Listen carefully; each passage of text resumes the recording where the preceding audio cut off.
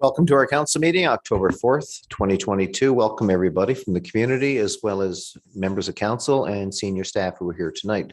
CAO Spurl sends her regrets. Otherwise, everybody's here and I'm going to accept, please, from council, a motion to adopt the agenda for today, moved by Deputy Mayor Kiley, seconded by Councillor Lane. All in favor? Aye. And those opposed? Thank you very much. Nothing outside the kit. That's been approved. And we'll do the lands acknowledgement to start.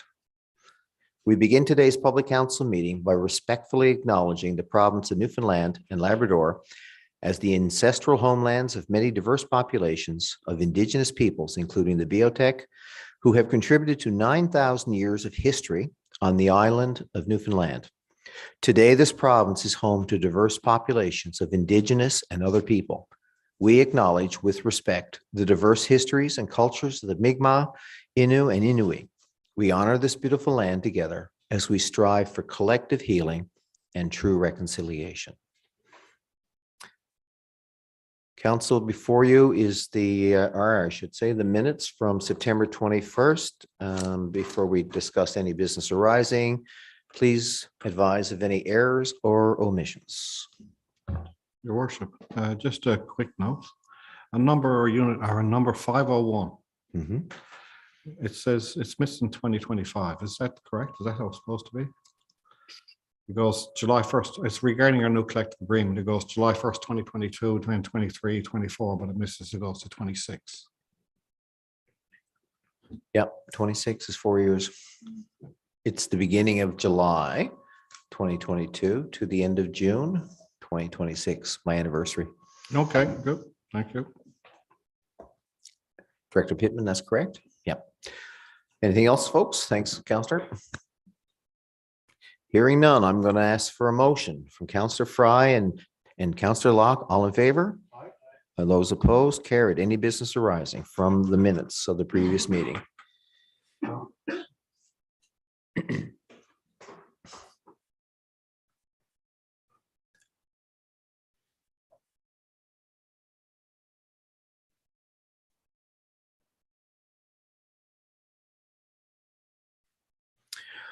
Okay, let's start with the proclamations. We're going to begin now. October is Disability Employment Awareness Month, and I'm going to invite Shelley Andrews to come up while we read the proclamation, and I believe maybe say a few words in response.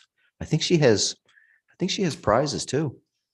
Yeah. Oh, any which way you like. Who's got the lucky plate? Do you want to come over here if you don't mind, Shelley? Yeah, thanks. Good to see you. Thank you.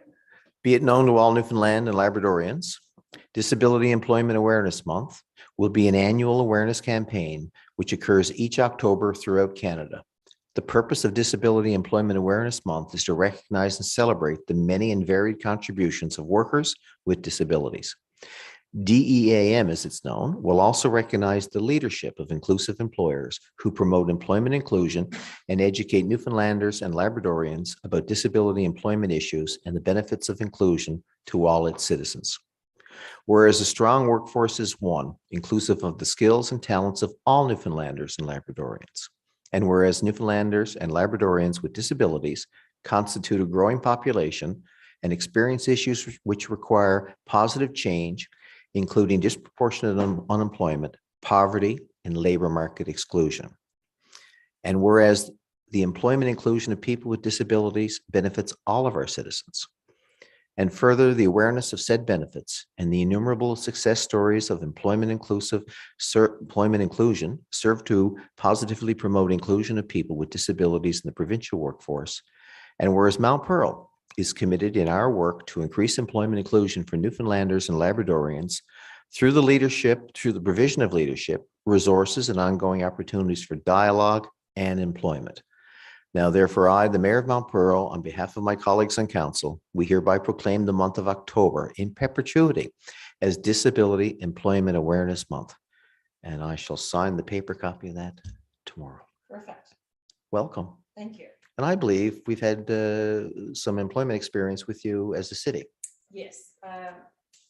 Avalon Employment is situated in St. John's, but our counterpart, I guess, Visions Employment is a support employment agency like ourselves. We work with individuals that have intellectual disabilities, and our agency works with individuals that are on the spectrum. So this is a national initiative, Disability Employment Awareness Month, done through the Canadian Association of Support Employment. And we do this every month. It's 31 days of DEAN. And we try to get out into the community to recognize inclusive employers and recognize the individuals that are successfully being employed within City of Mount Pearl and throughout our provinces. So I thank you, and I thank all of the councillors for taking the time today to sign the proclamation. And on behalf of our agency, which is Avalon Employment, present you this T-shirt, which is proudly supporting Disability Employment Awareness Month. And I have some other bling there that you can distribute amongst your colleagues. There's a couple of glasses there. And yeah, so I'm just wondering if I'm able to get a picture. Absolutely. At the end, I would invite my colleagues, though, would they like to make any further comment before we do a snap? Yeah, Councillor Rice, and then Deputy Mayor. Yes, Sherry, thank you for coming in. We really appreciate it. And this is so important to our community. Not only like City of Mount Pearl, but all around the region. I mean, having inclusion and having support for everybody is so important. And, people with disabilities and people that are on the spectrum certainly need a lot of support and full support from everybody. So I just want to acknowledge, that there are so many businesses now and so many different areas that do respect the inclusion part and helping people support that part. And so just want to say I fully support it. And I'm sure there's anything in the city that we can do to support you, we certainly would. We're all here to help out. So thank you very much for coming in. Thank you very All much. set, Deputy Mayor. Thank you. And to add to my colleagues' support and comments, which absolutely are so important, I believe your organization, Avalon Employment Envisions, has not just a tremendous impact on those that are going through the program and being able to benefit, but our community as well. I can't speak enough to members that I know that I've met and had just the absolute opportunity to connect and benefit from them being in our employment, to be within the community and working within the community. It benefits everybody so greatly. And I just wanted to also, bring attention and certainly applaud all the organizations and partners that have come and recognized the benefit of organizations such as yourselves that have partnered and made some incredible opportunities. I can think of many individuals that I have had the pleasure to work alongside that are within the community here and within our employee that just makes this just more of a diverse, amazing, great place to work. So it certainly is a benefit that goes both ways. And thank you so much for bringing attention to that today. Thank you very much, because individuals with disabilities represent our communities, their family members within our own population and things like that. So while you may not see someone with a disability, but there may be not visible disabilities, there are many that you see around the community that is obvious, but yeah, they have, they contribute to the community. Socialization is very important. And like you said, they pay taxes, they go away to restaurants, they are in your community. So again, it's very nice to bring awareness and to continue the story of employment and inclusion and diversity. I thank you for your time today. Thank you, Shirley, very much. Well, so let's get that snap. Okay, sure. Thank you, by the way. Thank you. I'll keep that straight. Okay, yes, absolutely. No, you don't have to. Yeah.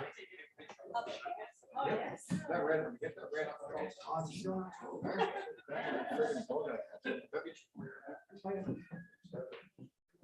Whatever. You hold on to it one side. Hold on to the other side. How's that? As long as you don't. So I can actually see smiles, right? Great. Thank you so much. Where with pride. Thank you. Oh, absolutely. There's more. You want? Well, thank you. Yeah, thank you so much. I know, like, we don't always shake hands. And that. I know you. Okay.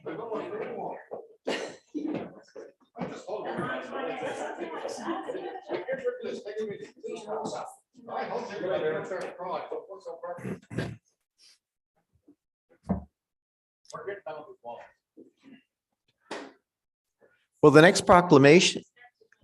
Yeah. Will someone send me that picture? I don't know if you have my email. I just sent it through. Arlene. No, it's all good. Yeah, it's all good.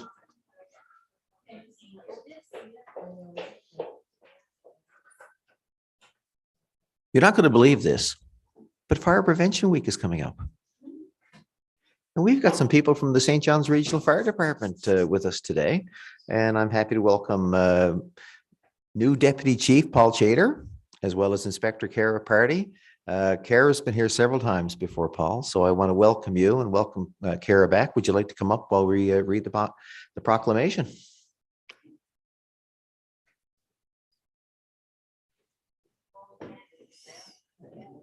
Fire Prevention Week number 14 for me. 14, hey? 14, yes. Yeah, Crazy. it's a great thing you do in our community. Good to see you both. Good to see you as well.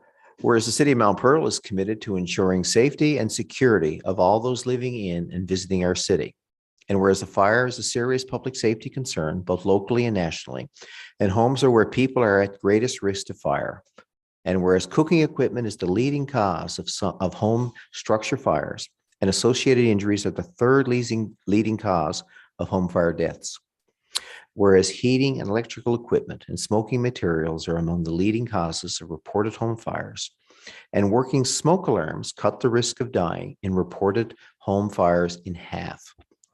Whereas the city of Mount Pearl's first responders are dedicated to reducing the occurrence of home fires and home fire deaths and injuries through prevention and protection education. And whereas Mount Pearl residents are responsive, I should say, to public education measures and are able to take personal steps to increase their safety from fire, especially in their homes. And whereas residents who have planned and practiced a home escape plan are more prepared and will therefore be more likely to survive a fire. Whereas the Fire Prevention Week of 2022, its theme is Fire Won't Wait, Plan Your Escape, effectively serves to remind us all of the simple actions we can take to stay safer from fire during Fire Prevention Week and year-round. Therefore, I, the Mayor of Mount Pearl, on behalf of my colleagues, we do hereby proclaim the week of October the 9th to the 15th as Fire Prevention Week. And I urge all people here in the city of Mount Pearl to heed the important safety message of Fire Prevention Week 2022 and to support the many public safety activities and efforts of the St. John's Regional Fire Department's Fire and Emergency Services. And I do proclaim, and I'll sign that when I see a paper copy tomorrow. But Carrie, you said this is your number 13. Number 14. Number 14. Number 14, Fire Prevention Week for me. So you've been doing this for so long. Do you find it harder and harder to get the message out? No, actually, I honestly feel that with the help of social media and how much it's evolved over the last number of years, it makes it easier to get the message out there. Every year for Fire Prevention Week, we set up an information booth in the Avalon Mall. And the last 5 or 6 years, we've been getting busier. And I can say that having our times that we're out there on our Facebook page has brought a lot of those people in, because they said, we saw it on your Facebook page that you're in here for the week. So they'll come in and ask us questions. It's very important, as the theme states, fire won't wait, plan your escape. Fire is very fast, fire is very hot, and fire is very dark. So if you don't plan your escape, then getting out is going to be much more difficult when it's in an environment where you can't see. So make sure you have working smoke alarms. It's not just enough to have smoke alarms. They have to work. If they don't work, they're not much good to you. So have your working smoke alarms, practice your escape plan once you have your plan developed, and practice it with everybody in your home. I was hoping the lady with the disabilities was going to be here, because part of Fire Prevention Week this week, we actually have package to send to all people with all different abilities. So we're focusing a little more on that. So anybody that's in a wheelchair, anybody that's blind or deaf even, there's different things that they can do to be safe in their home. Just as an example, hearing impaired, they can get bed shakers. So if the smoke alarm goes off, the bed will shake and wake them up. Or there's strobe lights that they can get to go even just next to your bed in your own private residence. So there are things for people of all abilities. But having that working smoke alarm, having that plan in place is what's going to save lives, and making sure that everybody in your home, not just the adults, but the children as well, making sure they know how to get out on their own and get out safely, just in case mom or dad, it can't get to them to help them. We do have a number of activities planned for the week. First of all is our poster contest. We're very excited about this every year because the winner of the poster contest gets to be fire chief for a day, and we'll come back and see you then again. Will soon. That's open to all students in grades 4, 5, and 6, and they're invited to do a poster. All the schools have gotten the information. They can drop them off at our information booth in the Avalon Mall from Tuesday of next week to Saturday of next week. It's from 1 till 8:30. I'm going to hope I get these times right. 1 till 8:30, Tuesday to Friday at the mall. And then Saturday is 10 to 4 at the mall. You can also drop them off at Central Fire Station on the corner of Harvey Road and Parade Street in St. John's. Anytime Tuesday to Friday next week from 9:30 till 4. And we're going to have our booth in the mall.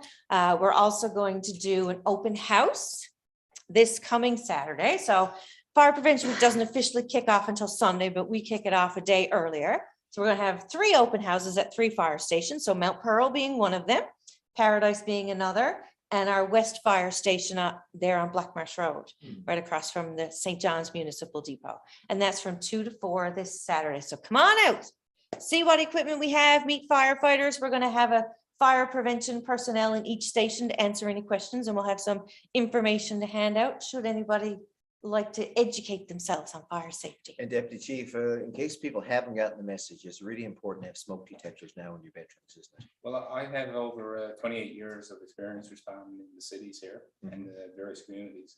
And I can reassure you that smoke detectors save lives. Yeah. If people aren't checking their smoke detectors, make sure they're within the dates.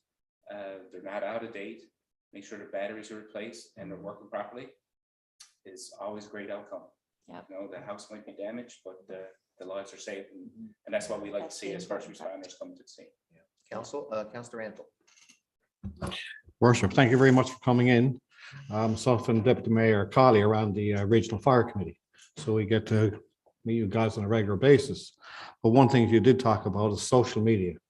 And I noticed that the fire department are big on social media. And every time you do a post, we share the post. And I talk to residents and they say, well, we saw this, you know, outdoor fire pits and all these kind of things. So the more social media we share, the better. Absolutely. Right.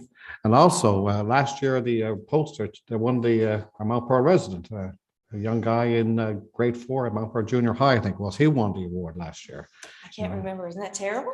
Yeah, I was just scanning through We my spent the phones. whole day. First time in 3 years. Yeah, yeah, I was just, Yeah. yeah. So Mount Pearl I is do so, remember him though. I do, because his family's not from here, right? no, that's right. That's right. Yes, Yeah, I do remember. Yep, Yeah, I do yeah. now. Yeah. Just stop and think, there's been a lot. I don't think it was named up before you go home, right? So, and now, Greg, yeah, you came in. It's great to see you got a Mount Pearl guy with you, so it's always good, right? Got to dig that in everywhere we get. I'm going to call upon Councillor Locke. Thank you, Mayor. Mhm. I just want to highlight one of the key things you said is about educating the youth, Yeah. having taught in the school system for my career. But I was out for a walk today, and up at St. Peter's Primary, they did have their fire drill. So all the Awesome. children were outside, Hmm. and they may be young, but they remember and they're able to follow rules. So you must take the time to explain to them. And well, we hear it all the time, don't we? Like little children that had done CPR and didn't panic and called 911 because they had been taught that either in school. And their brains are like sponges. Absolutely. So I applaud you guys. I look forward to you guys coming in every year. Mhm. And again, the smoke detectors really do work. So I just want to drive that home as well. So thanks for Really coming do. in. Thank you for having us. Appreciate it. Thank you, sir. Councillor Rice. Yes, thank you, Your Worship. Yeah, I just want to acknowledge actually Fire Prevention Week and it's very important, so important. And I deal with care actually in a different role as in my other job. And, you know, we always take, you know, fire drills and do our protocols for a lot of our long-term care homes and our acute care sites with Eastern Health. But I just want to acknowledge how important, I mean, when you read down at the acknowledgements and the parts of the home fire escape plan, and, you know, residential is probably more important because to practice that escape plan and have your detectors working, I mean, checking them regularly, making sure they're working, because I mean, a lot of them are hooked to electricity now, like right to the panel. And but they're fine, but they still should be checked. And also the ones that are battery operated. I mean, sometimes they don't, the batteries doesn't last Every very 6 long. months, you should change your batteries. when the clock's Absolutely. changed. And you know, the part, you know, I think at a lot of times, like in the residential part, we don't take it serious enough. Whereas the commercial side, we usually do. But when it comes to your family, I mean, it's more important, just as important as anywhere else. So just want to acknowledge, you know, how important it is to have that done, right? Thank you. And thanks for coming in. Appreciate it. And just a quick note, Appreciate the support. his name was Christian Corando. There you Correct. go. That's his name. I remember it. Shall we get a snap? Would you like to get a Oh, snap? We'd like, I absolutely. found the proclamations. They Oh, were there you go. under my laptop, right? Hidden away. Let's All go right, forward. let's get a snack.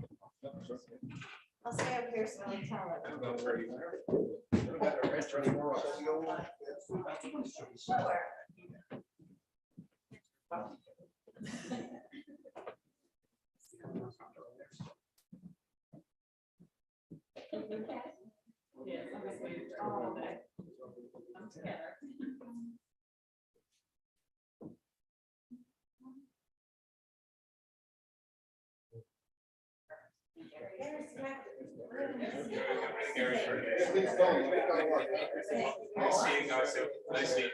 Thank you very much. Take care. Thanks for coming All right.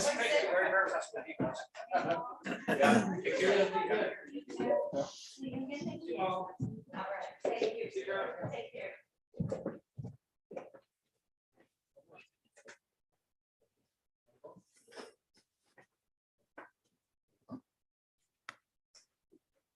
One more. Mount Pearl Street Friends. Want to invite Lee to come up. Lee Bursey, good to see you. Yeah, thanks for coming. I got it.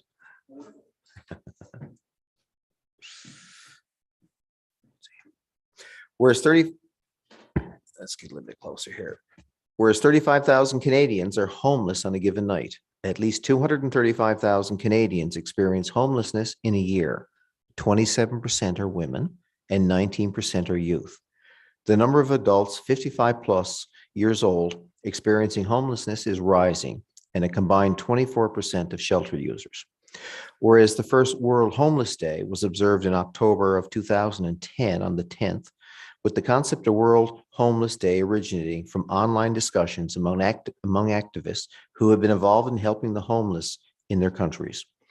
Whereas on the 10th of October 2022, people around the world will mark World Homeless Day in many varied ways and change the lives of people experiencing homelessness in their local community, including right here in Atlantic Canada, the province of Newfoundland, and the city of Mount Pearl. Whereas we can all play a role in supporting those experiencing homelessness by bringing to light the damaging and often fatal consequences of income inequality, housing instability, and housing discrimination. Now, therefore, be it resolved that I, the Mayor of Mount Pearl, on behalf of my colleagues, we do hereby proclaim October 10th as World Homelessness Day in the city of Mount Pearl. And I'm going to sign that for you, sir, and ask you if you'd like to speak and respond to the proclamation. Thank you. I appreciate the opportunity to worship. I'll keep my comments brief. My first time getting to delegate to you folks here in the council chambers. But my second time being able to speak in front of very thoughtful local advocates and activists. And I appreciate the opportunity to do so. And I do so from a position of privilege. Coming up the beginning of next month, I will have been a Mount Pearlian for a whole year of my life and a homeowner, which makes me richer than a significant vast majority of the world's population who are not given that same opportunity. And while our community is incredibly well positioned to benefit from surrounding supports, as a small urban municipality that's attached to a larger metropolitan center, to assume that these issues don't exist in our community would be very naive. I work in a world where functional tragedy is a reality each and every day. And frankly, this is a very heavy topic. And as someone who has not only experienced my own housing insecurity at different points in my life, but also loved and appreciated and advocated for those, many of which who aren't here today. It's worth noting that a couple of months from now, an International Recognition Day is housing or a homelessness memorial day for those who aren't here today because of the circumstances that led them to very unfortunate destinations, whether that be mental health related, exposure to elements, or a variety of other very unfortunate, traumatic, and tragic circumstances. So the idea behind bringing this initiative forward is, of course, maybe we can start talking about these issues before that fatal cataclysmic end of life circumstance. And we have to realize that we have to check our discrimination and our sometimes prejudicial opinions at the door as to how someone ended up in a position, and instead focus on what can we do to make our community more inclusive and fulfilling. And I'll close with saying that the Street Friends is an initiative I kickstarted in my former community, which was merely people would turn to me as someone who they knew cared and said, what can we do? Someone's sleeping under a tree in a local parking lot, outside a grocery store, in a stairwell. And we created homeless friendship kits, which basically just said, we do care. Here are some essential needs, necessities of life to get you through to the next process. And here is also a very important list of community agencies and supports that are available, so that we're not merely band-aiding, but actively trying to make connections. In doing so, we become not only a partnership for those who are experiencing homelessness, but those who are on the verge of it through housing insecurity, and also those who care, but they don't know what to do with their caring. My goal is to see that duplicated here, and so far our local social media page has garnered a lot of great interest, and tremendous information is being dispersed regularly. And I'll glad to come and talk about all the great things that is turning into over the next number of months, a number of years, and hopefully together we can not only continue down a very positive and progressive path, but encourage a safer and more inclusive community for all those, including those who are struggling. And we won't be here recognizing memorial days. We will instead recognize struggles. Deputy Mayor Kiley, thanks, Lee. Yeah.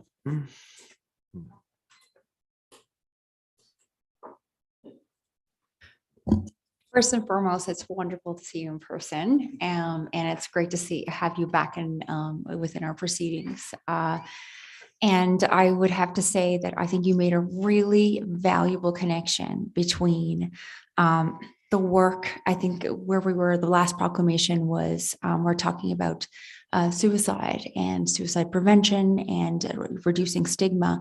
And I think some of the most important things we talk about today is recognizing and connecting people to issues like mental health, like food insecurity, like trauma and experiences, and reducing stigma in a way to address homelessness. Before my role on council, I worked about 20 years in community and have come to see and work and be mentored by individuals who've experienced housing insecurity in all sorts of ways. And I think one of the very first things now in my role here and taking here is recognizing that absolutely any one of us at any time could be impacted and face housing insecurity.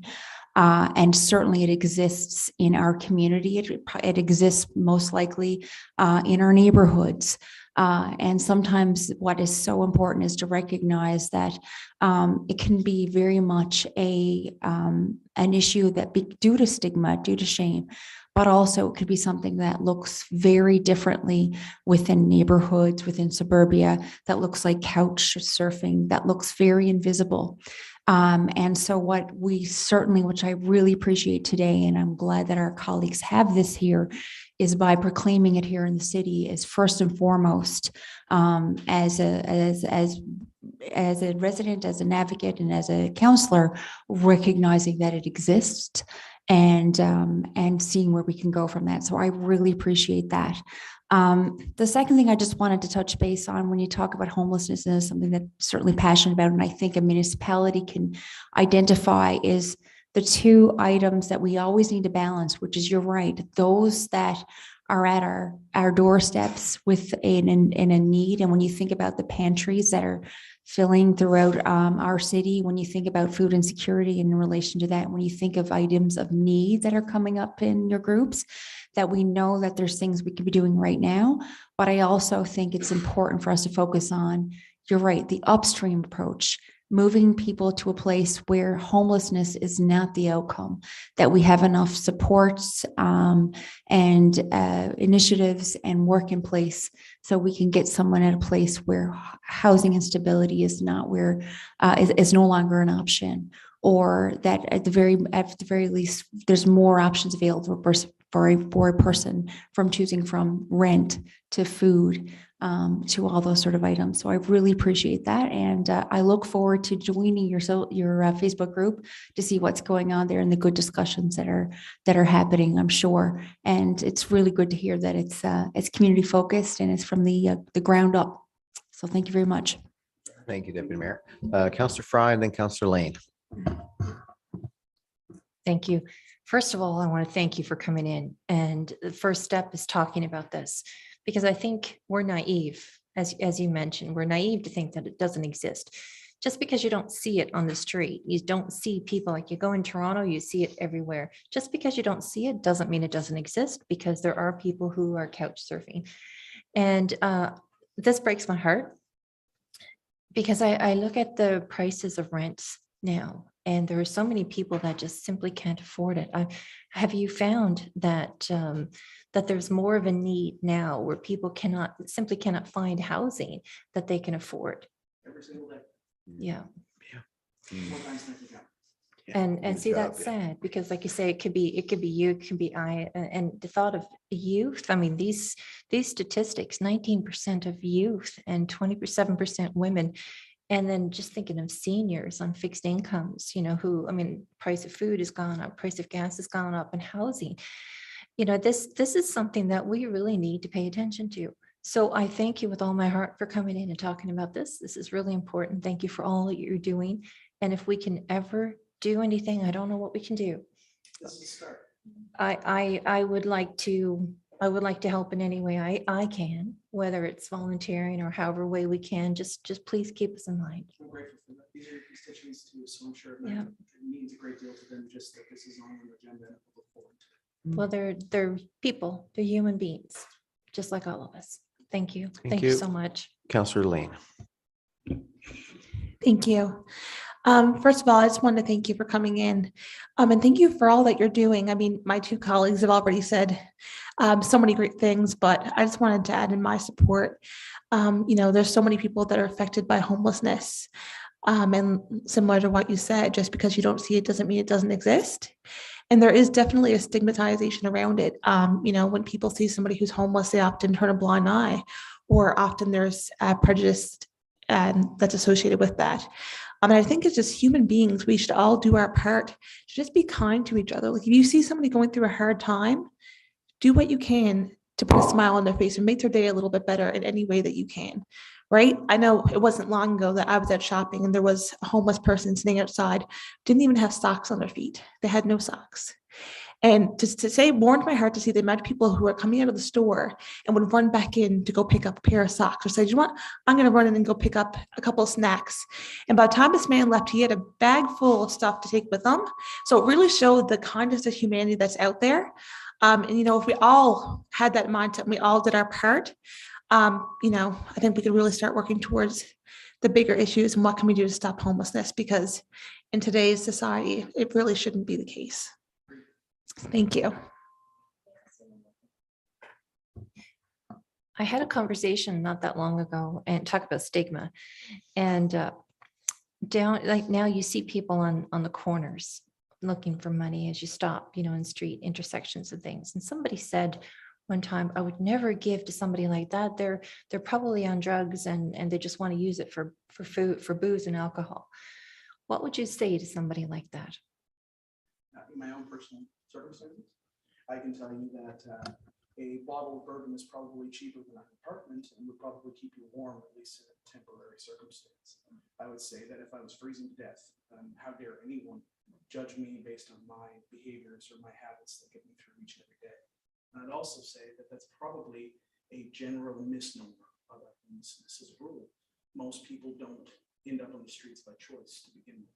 So whether they're dealing with something that's neurodivergent, whether they're dealing with an addiction, or whether they're dealing with just a very unfortunate circumstance, a turn of events, which is the predominant reason why people end up homeless, is really secondary to the fact that we as a society, as rich and flush with resources as we are allowing something to continue. And I don't remember anyone ever judging me for having a bear at a restaurant supporting my local economy.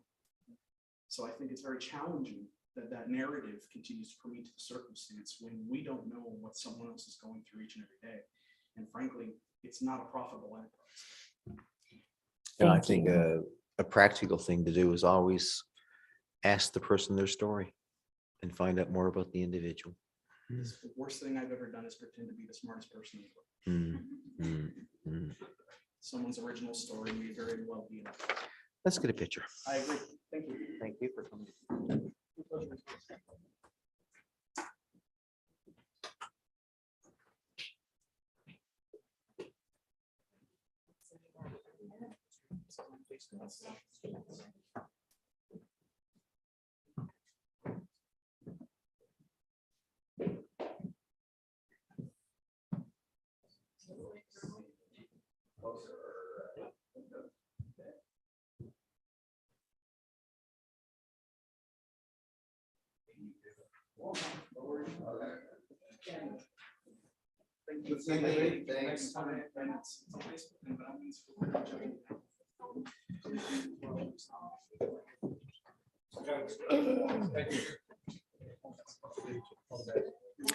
Hey, thanks, Lee.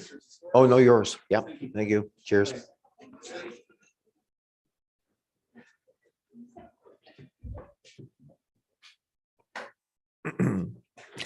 I also neglected when we started the meeting to mention that Director Dollamont is not here, and I want to welcome our Superintendent of Public Works, Corey Harvey, for being here today. So welcome, Corey. Good to see you here at the meeting. We're going to start now, or continue, I should say, with the Planning, Engineering, and Development Committee report. And leading the discussion is Councillor Fry. Thank you, Your Worship. First on our agenda this evening is a request for an approval of a change order, a contractor change order. So during construction of the Smallwood Drive asphalt renewal, it was noted that a storm sewer manhole located on Smallwood Drive required a grade adjustment. So therefore, the contractor, Modern Paving, was required to install a new storm sewer materials and totaling of $1,903.57. This includes HST. So the recommendation is of our committee is that the city proceed with the contractor change order number 1 payable to Modern Paving for the installation of the new storm sewer materials in the amount of $1,903.57. And I so move. It is moved by Councillor Fry, seconded by Councillor Rice. Any discussion, council? Hearing none. Small change order number 1. I'll call the question. All in favor? And those opposed? Motion carries. Next, we have another contractor change order for the Smallwood Drive asphalt renewal. And this is for liquid asphalt adjustment. So this is a common one that we've seen in all of our work this past summer.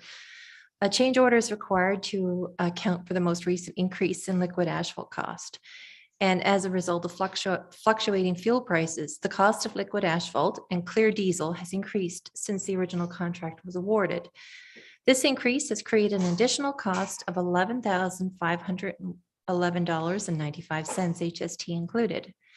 So the Planning, Engineering, and Development Committee recommends that the city proceed with the contractor change order number 2 payable to Modern Paving for petroleum cost adjustment in the amount of $11,511.95, HST included. And I so move. Thank you. Moved by Councillor Fry, again, seconded by Councillor Rice. Any questions, comments? Councillor Rice, please. Yes, just one comment on, I guess, the looking at the fluctuation prices of fuels, and there's true indication, I guess, of where we're headed to for the future. I guess with costs of tenders coming in, when they were bid on back, I guess probably a couple of years ago, and they were awarded, and they were awarded to certain companies. The cost of the fuel wasn't usually added into there. So now we're seeing, I guess, a true indication now of the costs of going forward of a lot of our tenders, we can certainly add a percentage onto those tenders going forward. So I think this is going to be a true reflection of going forward in the future. So just wanted to make that comment. Thank you, Your Worship. Councillor Antle. Just on that note there, Councillor Rice, if this is an indication of things to happen and we run a balanced budget, if every contract's coming in 5 or 10% over, how's that affecting our budget? Can we continue on doing the same work? If this is an indication, like Councillor Rice said, if all our contracts are getting higher and higher, how do we maintain that budget? Director, I believe we're working within that budget. What is your question to answer? Thank you, Your Worship, and thank you, Councillor Antle. What happens is this is a liquid asphalt or based on petroleum price changes from the date of a contract award. So contracts that are current today, for example, the pricing will be reflective of what today's prices are. So the increase that we've seen has been over the past year or so that reflects that change. So as we go forward, we'll have budgets brought to council, and with our estimated cost of construction will reflect the current cost prices that we see now. So of course, I wouldn't say of course, what the mayor has said, we'll work within those budgets to the work that we identified, so the scope fits the budget that council has approved. So Plus, I'd like to ask for the impact, though. The price of diesel is down by 25% in the last 3 months. So as the price of, liquid or asphalt or hydrocarbons go down, the liquid price adjustment also is reflected and it goes down. So it's based upon the time that the contract is awarded. So if we awarded a contract today and in future it dropped by 25%, there's also a credit adjustment for the value of the asphalt and the fuel price increases or decreases. So we share the risk of the price of oil, I'll say. Yes, we in do, the because of the contract with the volatility, contractor. Yeah. because of the volatility. So will that affect any of our work moving forward then? I mean, if that's the volatility, and right now it's 10%, so we're into October now, so we only got 2 months left, I guess, this year. Based on going forward, the amount of work that we can accomplish within the budget is less volume of work. Right. Unless council chooses to increase its budget at certain points. That's what I was asking. So it'll be less work. Exactly. Yes. Okay, thank you. You're correct. Okay. All good? Anybody else? I'll call the question. All in favor? Aye. And that motion is carried. Nobody opposed. Thank you. So next we have a notice of motion, and this is for the Windsor Building Capital Projects, which is the depot yard expansion, and it's a rezoning amendment. So the purpose of this amendment is to provide council with the authority to undertake an expansion of the existing depot storage yard to accommodate additional snow storage and the potential future development of additional equipment storage facilities.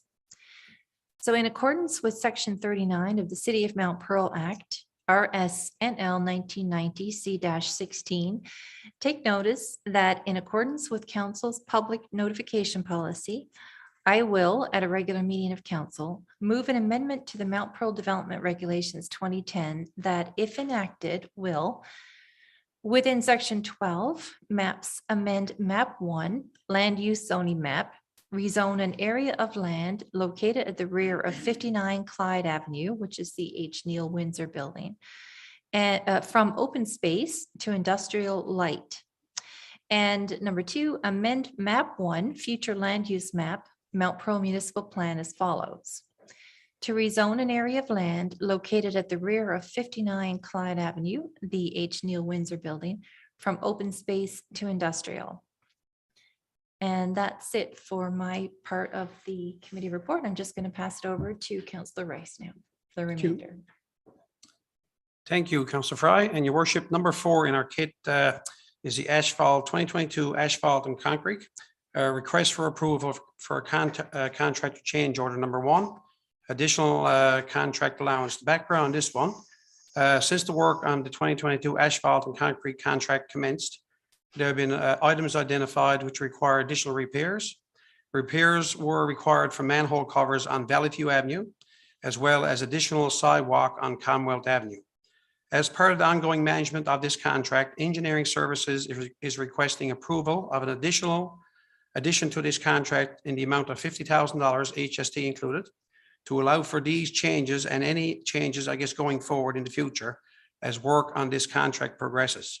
So recommendation, Planning, Engineering and Development Committee recommends approval of the change order allowance of $50,000 HST included to account for slight modifications to contract quantities throughout the operations of this contract. I so move. Moved by Councillor Rice and seconded by Councillor Fry. Questions or thoughts, council? Councillor Randall. Just a quick question on that one again. That's within budget, right? Within budget set by council, yes, it is. Yeah, thank you. I just wanted to mention, I know there are a couple of areas in the city that require some paving patches, and this is what this is for, right? This type of work? So I'm referring to the one at the end of Ashford Drive, at the beginning of Ashford Drive. There's like a hole there, and it's been gravel now for the majority of the summer. And I understand that's going to be paved soon, but this is the budget that would accommodate that sort of thing, correct? Director. Thank you, Your Worship. Thank you, Councillor Fry. That particular patch is a patch that we'll do with our own forces through Public Works. So we have a combination of work we do for asphalt and concrete repairs in the city. Some patches are to do with our own forces, with work we've done in the city, either be it for water and sewer repair of our own. This contract is for work around the city that's more extensive than that. So concrete replacement of sidewalks, curbs, or asphalt in larger sections. So it's a combination of work that we do either by contracted forces or by our own forces. Thank you. I think we have motion on the table. I'll call the motion. All in favor? Aye. Those opposed? That motion is carried. Thanks. Thank you, Worship. Number 5, building and occupancy permit listing from September 19th to September 30th, 2022. The Planning, Engineering Development Committee recommends that the building permits issued for this period showing a total construction value of $35,000 be approved, and further that the occupancy permit list be accepted as presented. In your kit, you'll see 9 there for the residential side and none showing for the commercial side at this time. So I so move. It is moved by Councillor Rice, second by Councillor Fry, that we move the building permits. All in favor? Aye. Those opposed? Carried. Thank you. Thank you, Worship. So next couple I'm coming through here is for information purposes only. Road closure, speaking about Dunn's Road Bridge, waterproofing and paving. The committee was advised that Dunn's Road Bridge is currently undergoing repairs. This will create lane closures for the next 2 weeks to allow for concrete repairs to the bridge. Subsequent to this, Dunn's Road will be closed to traffic for 5 days for asphalt repairs. Local traffic only will be permitted during access during this time.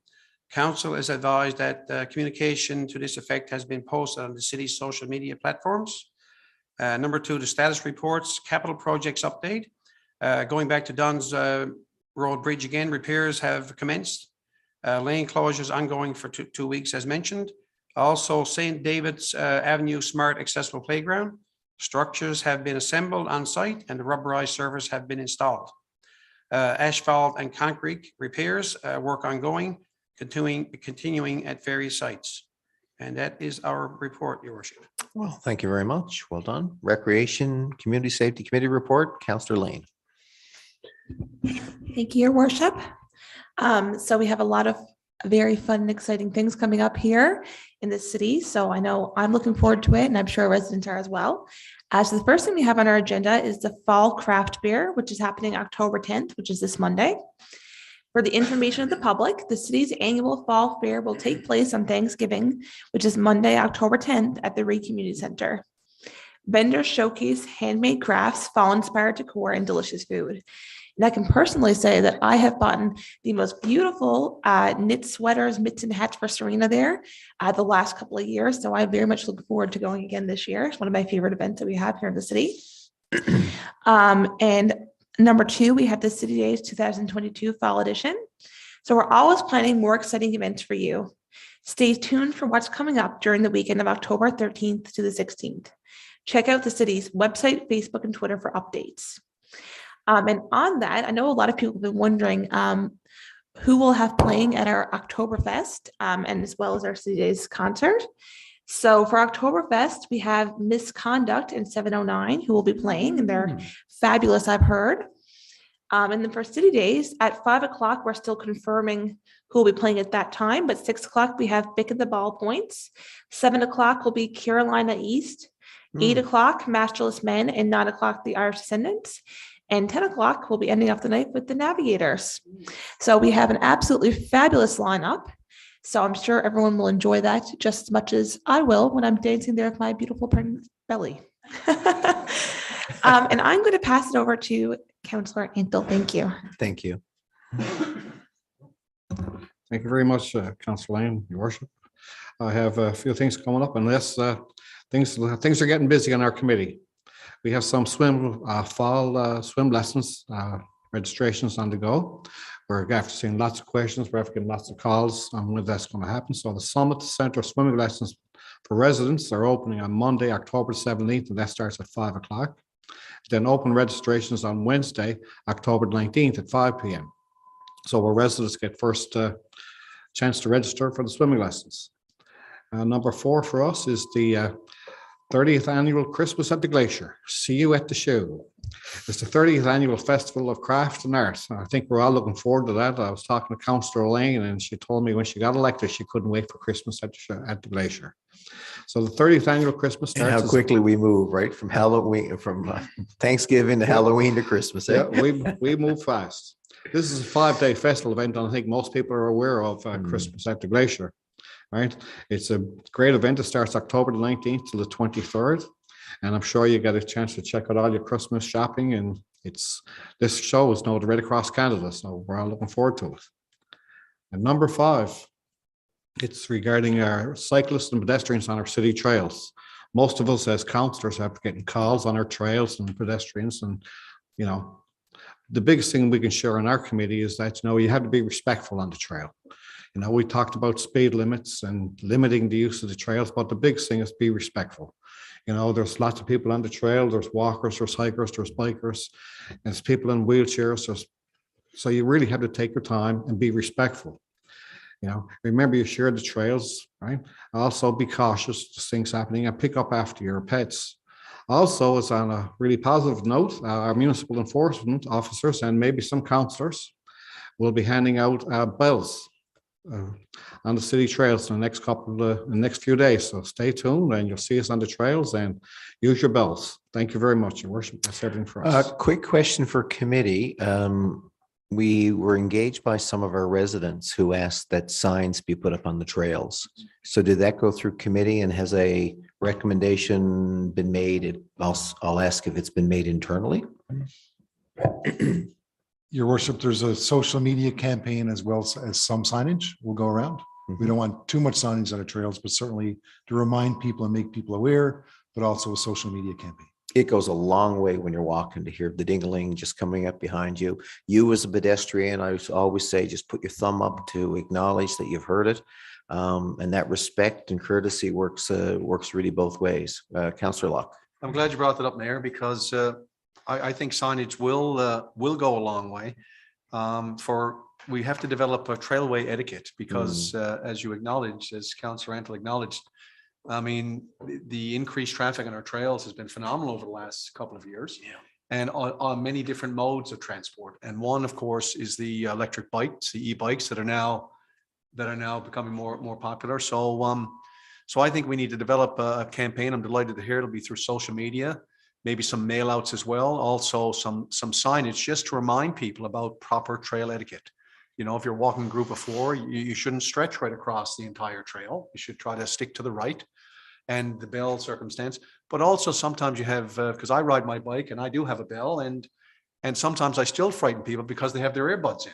So even though I ring the bell 30 meters back, they can't hear it because their music is on loud. So just I think a gentle reminder, and we're always so effective with our communications and our signage. I'm confident that we'll do it in such a way just to remind people that, there's proper trail etiquette and a little gentle reminder that'll make it successful for everyone using the trail. Yeah, I think the trailway would be the initial focus, the priority focus, because that's where you see a lot of that traffic that you both talked about. Hey, you don't see it more so on the other trails in Mount Pearl. But having said that, etiquette is etiquette and it would apply anywhere. The other trails in Mount Pearl off the trailway tend to be narrower, so they can be just as congested with fewer people. Yeah, good commentary. Anything else? Counselor Antle, we're done. Thank you very much, both of you. Let's move on now to the Corporate Services and Public Works Committee report. Deputy Mayor Kylie. Thank you, Your Worship. So I'm going to actually take the first two of our committee report and then hand it off to my colleague, Councillor Jim Long. So the first is for the committee recommending the following invoices be approved for payment. And ultimately, as you see in your kits there, they are just listed, and the total there is $279,960.81. And just a quick note, these are for what the bulk of these purchases are. You're seeing is what we usually see, which is our shared regional fire services for September, August, and September. You're also seeing our transit services to be included in there. That would take care of most of the items there that you see. And certainly if there's any questions, you're more than welcome to direct them this way. What I would note is what we started to do is certainly with regards to, there's a minor description there, but if you need further information as to what they're using, we're happy to share. Councillor Antle, please. Just a quick note, or maybe we can get it for next meeting. I notice every 2 weeks we're coming in with our bills for the Metro Bus and MVT, Canadian Bus. How much have we spent year to date, and how does that reflect on versus year ago? That's the next meeting question. That's the next meeting. You can let us Answers know that just to, I just noticed it and I just thought of. Good question. Yeah, thank you. Okay. If there's no other questions, I'll lead us to our second item for our. Excuse me, just, Oh, and no, go moved by ahead. Deputy Mayor and Yeah. and second by Councillor Locke. Sorry, just want to make sure. That's Otherwise, fair. I'm going to forget. All in favor? Motion carried. Thank you. Sorry. No, appreciate it. Keep us on the straight and narrow there, Your Worship. That leads us to item number 2, which is the payment register and purchase card report. Now, this is for your information for council. And as you see there, the following payment register is between the time frame of September 21st to the 27th, 2022, totaling $256,000, $456.24. In relation to the purchase card report, that is from June 26th to July 25th, and total of $209,622.51. And as well as from July 26th to August 25th, 2022, which is the total of $184,000, $184,145.86. And as you see in your kits, the payment registry and the vendor information and the total costs are listed. Certainly, if you have a question or item that you'd like to bring up, you're more than welcome to, and that's just for information. And if there are no other questions, that's my part of the report complete. Thank you very much. Yeah, no questions. I'll move to, Councillor Rice first, then back to you, Yes, Councillor Locke. Your Worship, just a question on, I noticed like a lot of, I guess it's a time of the year now, I'm just assuming that like a lot of the clothing allowances are approved for this time of the year going forward now, like from October, November, December for the contracts for QP. Am I correct in saying that? Because I see like some there now for William L. Chafe, Mark's Work Warehouse and stuff like that. So I guess there will be safety clothing and I guess supplied clothing. Is that? Director Pittman, I believe, Yep. will take that. Yeah, feel that. Yeah, so the clothing issuance for the collective agreement is not on an annual basis. It's on an as-needed basis. Oh, all right. So what you're probably likely seeing, and I can tell you for sure if we pull out specific line items, but what you're likely seeing is the supply of personal protective equipment for non-bargaining staff in preparation for a labor disruption. Oh, okay. All right. Yeah. Yeah. Thank you. Well said. Thank you. Anybody else before we move on? Councillor Fry. I noticed there are a lot of expenditures here for Circle K, which I'm assuming is for gas purchase, right? Just wondering, is this a standing offer, or do we share it amongst other providers in the city? Go ahead. Yep. So there's no standing offer for fuel. We actually have in a standard time, we have our own fuel delivery. So our city vehicles will be at our own pump stations. So during the strike period, it was either Circle K or North Atlantic. There's a few in there for that, but it wasn't prescriptive. So we actually did go out in preparation for the disruption to some fuel providers and seek more like of an account that we could charge to, but unfortunately they weren't able to do that for us. The centralized fuel supply is inside the depot. Yeah.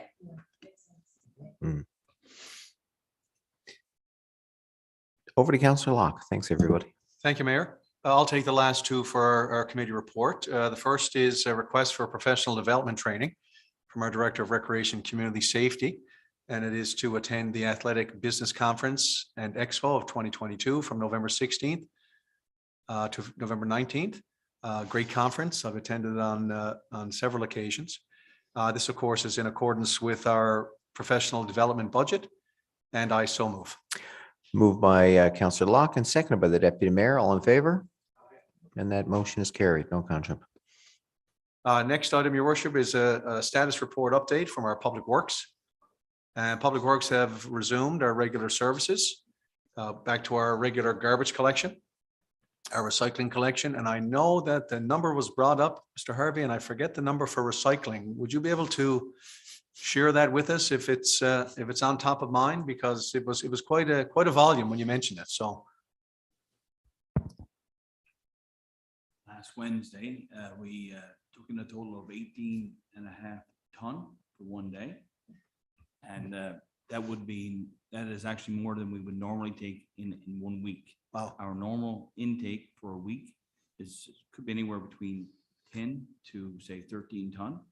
And on last Wednesday, we took in 18.5. yeah, so it was quite a number, and it was encouraging in that during the strike, many of our residents still saved the recycling and didn't put it into their container. So I just want to acknowledge and thank our residents for doing that, for doing their part to help save the environment. But also it's a cost savings as well, Mayor, as we know, because our tipping fee for our regular garbage is considerably higher. I just read a piece of correspondence regarding the tipping fees for next year. So the greater we can do in diverting our recycling, we'll certainly protect the environment, extend the life of our landfill, but we'll also save a few shekels in the process, which is always a good thing. So we've continued with our animal control services and of course our water and sewer services as well. I'm happy to announce that bulk garbage pickups are being scheduled for Mondays again, and it started on September 26th. I did have some questions from residents wondering if when they schedule a bulk garbage collection, would our crews pick up trees and branches? And the answer is yes, but we do ask that they be bundled in a manageable size. So it expedites the pickup. So we will be taking branches, because I know after Fiona, some people decided to trim their trees. And so we will collect those. But I've got a question from Councillor Antle. Just on the tree branches, this kind of stuff, do we have a shredder, or does the shredder come to your location? We bought a shredder last year. Yeah, we have a chipper. Chipper, there you go. It's funny, we must share birthdays or something, Councillor, because I asked the exact same question at committee yesterday. Mr. Harvey gave a response today. We do try to mulch where we can and chip. We do have a chipper. The concern for chipping this up and using it for our own mulch, it may be certain diseases or funguses that may be in the felled trees that we're picking up, which may further, be spread to our beds and that. So where possible, we chip where we can. Otherwise, we would bring any sort of diseased trees down to the landfill. But it's on back at the depot site. Yes. We do any of that chipping, correct? Yes. We don't do it typically at the curbside. We don't bring it to curbside, no. We don't chip it at the curbside, yeah. Right. Yeah. But a good question, Councillor Antle, thank you. We got our street sweepers in operation as well, Mayor, which is good after Fiona, a lot of debris out and about. I hate to bring it up, but we are getting our salt delivered, getting prepared for the colder season that is approaching. We've mentioned this several times in the meeting now with our manhole and catch basin repairs. They're underway. We are doing maintenance and inspections on our winter equipment. So we will be ready when the white stuff does fall. as always, we'll be ready to go and maintain our high level of service. Great to announce that 2 new loaders from our 2021 budget have arrived, and they're also in the fleet right now. They're getting prepped, so you'll see those on the roads as well. Our new side-by-side has also arrived at the vendor, so that's another valuable piece of equipment that's a multitask piece of equipment. So glad to see that that's now here, and we'll get it into our fleet real soon. The commemorative benches program and commemorative trees is really after picking up in popularity, and we will be installing 3 commemorative benches. That's underway.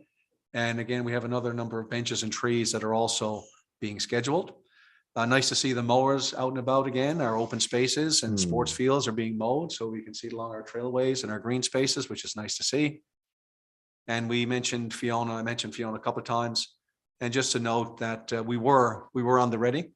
As always, with these extreme weather events that come forth, we do have an emergency response plan in place. That's well rehearsed, so everyone knows their role and their duty. So this was no different when Fiona came about. So again, just to let people know that we were prepared, and we will continue to be prepared for any future unexpected climate events. And that concludes our report. Mayor, I thank you. Thank you very much. Let's move to the roundtable now that the agenda is pretty well finished. Deputy Mayor Kiley is first. Thank you, Your Worship. I have just 2 items I wanted to bring forward today. One is in relation to a very powerful event that I had the honor and privilege to attend last Friday on September 30th, which was our 2nd annually observed National Day of Truth and Reconciliation. And it was such an honor to be with my fellow colleagues, members of the public, and many Indigenous leaders and advocates that brought together some awareness of what was very important about that day. And just to give people an understanding of some of the observances and what the whole event took place, there was a flag raising ceremony. We had an incredible amount of drummers to come in and gift us with some amazing performances and very powerful songs. We had members from the community talking about their own personal experiences, and some of them very, very difficult and challenging to hear about, the grief and the loss and just the impact that things like residential schools harm, and really truly understanding the truth of some of the impacts of those things. So it was quite powerful. We then moved to a walk from City Hall to the middle of St. David's Field, which when I looked around, it was so incredible to know that really St. David's is a giant circle, a giant medicine wheel in a way. And it was wonderful just to join everyone there on a beautiful day and just to listen and reflect. And I think it's really important. One of the things that I've taken from that is that one day is important, but the work of reflecting and learning continues. And in fact, today is a good day to recognize that. October 4th, in fact, hundreds of Sisters in Spirit vigils are being held in communities across Canada. And it's to honor Indigenous women and girls and two-spirited people that have gone missing and murdered. And what's very important is the final report on the inquiry of the missing and murdered Indigenous women and girls was released actually in June 2019. And there was about 2,836 individuals who participated in that truth gathering process. And from that, 231 calls to justice were recommended. And it's fair to say some steps and some small steps have made and been taken. And it's also very fair to say that so much more is needed. So it's something to just consider and, really to truly address and honor the calls of action. I think us as a municipality have been doing some important reflective and thinking. And I'm happy to hear the conversations post that ceremony about how we expand and engage and learn from our our brothers and sisters, and how that is going to be implemented in the work, services, and all aspects of the city and our community. But I just wanted to recognize tonight, actually, there's a Sisters in Spirit visual happening in St. John's. An incredible advocate from our city who has participated since they have lost their daughter, Lisa Lake, is there today. And I just wanted to just my heart and my thoughts go out to the family because Lisa has done so much work around gender-based violence in our community. And if you ever wondered how will violence can impact everybody, I know she has a circle of angels surrounding her that were a part of everything from the search committee to advocate work to the tree lighting, purple tree in St. David's. And it's just incredible how many advocates have taken on the work. And at the same time, we're still dealing with the grief of what is to be an impact and loss of Cochrane gender-based Street, violence. Cochrane Street at 7 o'clock, is it? It's at 7 o'clock. Yep, absolutely. And I might, like I said, thoughts and wishes and care going out to them and everyone participating. That's also why I'm wearing red tonight for the red dress, which is traditionally known, and my red dress earrings as well. So just as a note for anybody wanting to observe. And thank you so much for everybody who participated in a lot of learning and reconciliation this year, and with my colleagues and from the public and from staff. Thank you. Councillor Antle. Well said. Very well said, Deputy Mayor. I only got a couple here, Your Worship. It's hard to follow that, thank you. First off is the Alex Taylor is doing a fundraiser for the Fiona Relief Concert, and that's on October the 14th at Mount Pearl Central High. And it's $10 a ticket, and it's all the information is on Facebook. If you just search up Alex's information, and you'll find it there. And it's $10 a ticket. Also, oh, that's it for me. Happy Thanksgiving. Thank you. Everybody's got Happy Thanksgiving. Thank Thanksgiving. you. Councillor Rice. Thank you, Worship. Quick and to the point there, Councillor Handel. I got a couple of things here, actually. First, I'd like to acknowledge this week as October the 3rd to the 7th as Seniors Week. So just, something hit home when we're reading out that, acknowledgement there tonight on the Mount Pearl Street Friends, and signing that proclamation. There's a lot of seniors in the city that are, homeless and single, and they're trying to live. And with the cost, the prices that are, skyrocketing for food and the cost of heating and stuff like that, just want to put it out there, if you're living next door to a senior, check on them and, make sure they're doing fine. And if you're, and also, I'm a strong advocate of, when we're cooking a meal, we always overcook. So we always do up a couple of containers and drop it off. I've done it before, me, my wife and family, and we're going to continue to do it. So just to have an eye to you, the people that are living next door to you, especially the seniors, because, they require, a lot of support and a lot of help. So just want to put that out there. Also, I'm so happy that the city functions are starting to ramp up again. I'm really looking forward to it. Being new to council, I've missed a lot of the stuff that's happened since last year. I mean, we missed the Frosty Festival. We missed the summer functions. We had a labor disruption this summer that went through for several months, but I'm so glad labor disruption is over, and just the support for our city and the way the camaraderie and the friendship and the togetherness, I guess, of the city of Mount Pearl exhumed over the past several years, and everybody follows Mount Pearl. So I'd like to see us all get back there. And these city functions are a way to get together, show your support for each other. We're all here to support each other, and so it'd be nice to attend those functions and pick up a ticket. And we got breakfasts coming up. We got crafts fairs coming up. We got Oktoberfest functions coming up. So look on the city website and, try to sign up and go to some of those functions just to get out there. And I'm going to try to attend 100% of them if I can, if my body will let me do that. So really looking forward to it. I just want to acknowledge actually, QP 2099 as getting back to work in the city.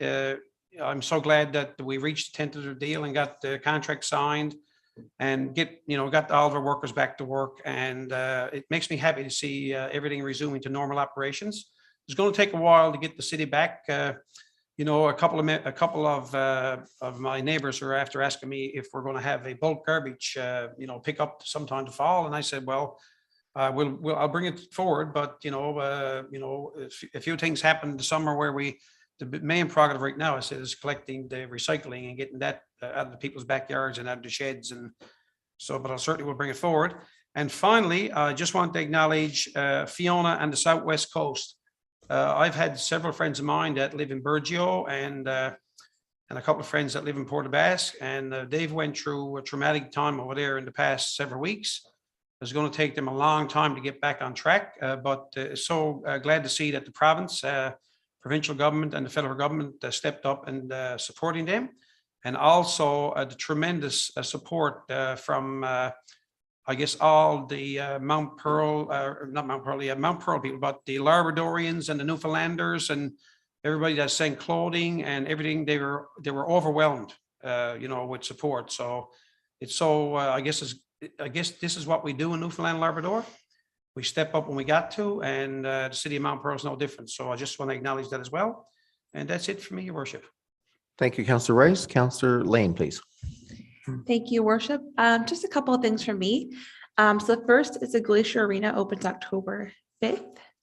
So it's very exciting. I know there's a lot of people who are looking forward to breaking out their skates, getting back on the ice. So that will be commencing tomorrow. And just another thing, I know it's probably a bit early to talk about this, but before we know it, the holiday season will be creeping up on us. And a lot of these events, such as Christmas at the Glacier, for me, has always been the beginning of the holiday season. Myself and Deputy Mayor Kiley went there last year and had a piece of fudge, which I get every year when I go. But acknowledging that the holidays is not an easy time for everyone. And particularly this year with the economy, there's so many members of our community who will be having a difficult time this holiday season. And with that, the Salvation Army will soon be starting their registration process for food hampers and donations for those in need. So I want to encourage any of our residents. We have several organizations around the city that do offer support during the holiday seasons to make sure that everyone has an easier time of year. So as that starts to slowly creep up on us, I just wanted to bring that to everyone's attention to keep in mind. And Yeah, that's well it for said. me. Thank you. Thank you. St. Vincent de Paul does hampers as well too here in the city. Councillor Fry, please. On that note too, the Mount Pearl Connects Club have a turkey drive every year. yeah. So keep an eye out Gobble, for that gobble. because that's always a big help. In the past, there's been, I think 200-300 turkeys collected, which is a huge help for the food banks. Just had to throw the shameless plug out there. But just a couple of things for me. I wanted to acknowledge the Duns River Bridge closure because I know it's inconvenient for residents. It's one of our entrances to the city, but it's really important work that needs to be done. And once it's done, it'll be done. So appreciate people's patience with that. I noticed there was I think you mentioned it, Councillor Locke earlier, there was a notice came out from the Eastern Regional Service Board, a notice of fee increase for 2023. And, I sat down, I looked at that. For the landfill bound materials, it's $89 a ton. And if we have approximately 30 to 35 tons a day here in Mount Pearl, that's about $3,000 a day in garbage. So you multiply that by a week for 4 days collection, that's $12,000 a week. For a month, it's $48,000. And for a year, it's $624,000 a year. That's a lot of money just for garbage. And there are so many things that we could be doing with that money. I'll give a comparison. For $89 per ton for landfill bound materials, recycling materials, is $27 per ton. So 89 for garbage, 27 for recycling. So if we could just encourage people to recycle more, we would save so much money.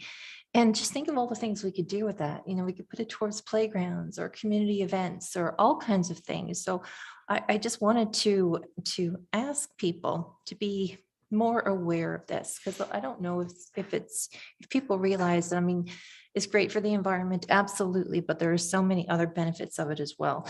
I think you alluded to that as well, Councillor Locke. So I just wanted to elaborate on that because that really got me thinking. I also want to, on another note, I want to say congratulations, speaking of the Mount Pearl Cadets Club, to our new president, Lucy Stoyles. We had a new executive initiated last night. Lucy Stoyles is the new president, and Chantal Lavanier is the vice president. And of course, Donna Collins is the outgoing president. So thank you to her. The Mount Pearl Cadets do an awful lot of work here in the community. And one of the things that's in the works right now is the annual Christmas auction. So the first week in December, there's going to be an auction to raise money, and all proceeds go to our community, within our community.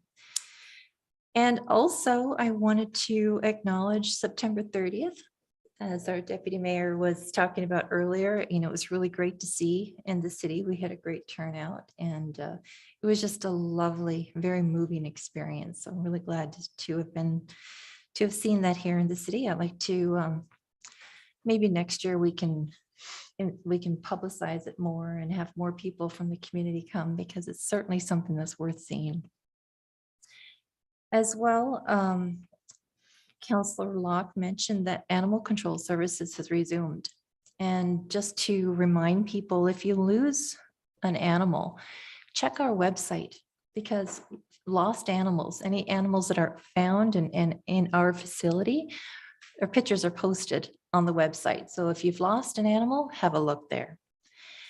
And finally, for me, I'm really excited that we have our City Days Fall Edition coming up. And I hope to see so many residents. I know our last public event on Canada Day was so well attended, and I am excited to start to see things resume back to normal for City Days.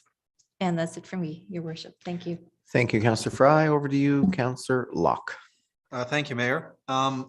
First thing I'd like to bring up is, which is just around the corner, is the 2023 budget. So we are planning. We have a schedule of meetings for council and directors, but I just wanted to acknowledge that today our budget 2023 consultations went live on our city portal, heymountpearl.ca.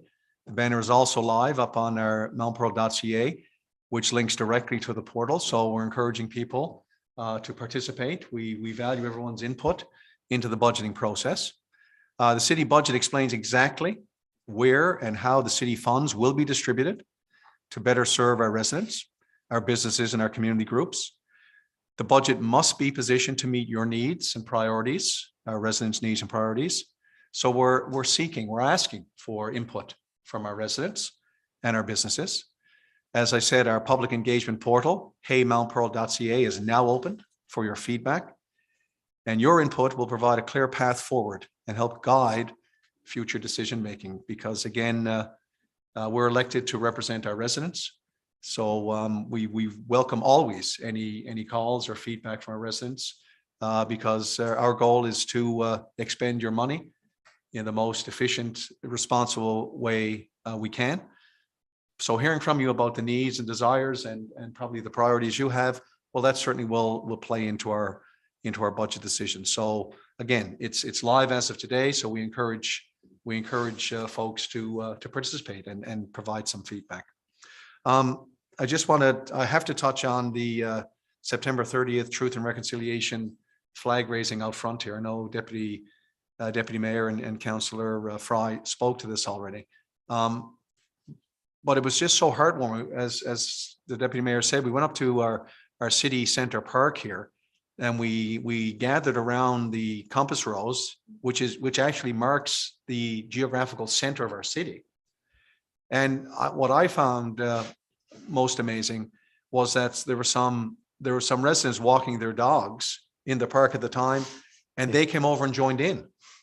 So we joined hands, we sang songs, they played the drums. And we had visitors from Labrador and right across the island here participating, in this particular event. And what struck me afterwards, there was tears there. There were some stories told, experiences shared, and the raw emotion that was there. But speaking with our Indigenous friends afterwards, you could sense the relief, the fact that they had the opportunity. All they want is acknowledgement. They want acknowledgement for what's happened to them. They don't want lip service. And they were very appreciative, sincerely appreciative of the efforts that the City of Mount Pearl took. So I want to thank our staff who organized it and participated in it. And they were truly grateful for what the city did. And I could really see the human impact that we had on our Indigenous friends. And during the walk, Deputy Mayor and I were talking that, and I know on our committee, we're talking about more inclusive activities going forward as a city. And I would like to see our Indigenous peoples included in our city days and our Frosty Festival and any other event. They're a part of our broader community, any cultural events or Oktoberfest events at the Reed Center. So that's our focus on our committee. We are working towards that, and I look forward to bringing back some suggestions to this council table in the not too distant future. That's it for me, Mayor. Thank you. Thank you, Councillor Locke, and thank everybody for your attendance here today. I'm going to just leave on a little more of a somber note. I want to recognize the passing of a person who served with this city for 20 odd years. His name was Brian MacArthur. Brian came to work at the city at the time when we were smaller. We were known as a town. He started as our town engineer, and he rose to become the town manager. And he helped navigate the city to becoming a city back in 1988.